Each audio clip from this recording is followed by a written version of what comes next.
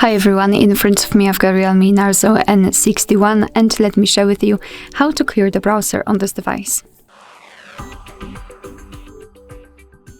So all we have to do is to open our browser. In my case it will be Google Chrome, but if you're using any other browser, no worries. Basically this operation is pretty similar in all of the browsers which are commonly used, so I'm pretty sure that you will be able to find out how to do it in your browser based on my steps.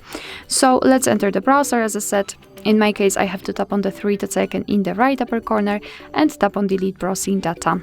Here we've got basic options, so the history, basically the tabs, cookies, cache, and other site data.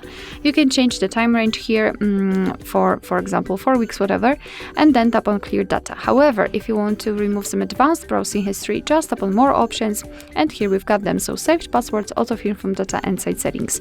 If you want to remove something, make sure that it is marked. So I will remove everything, and then we can change the time range. I'll choose all time and tap on delete data.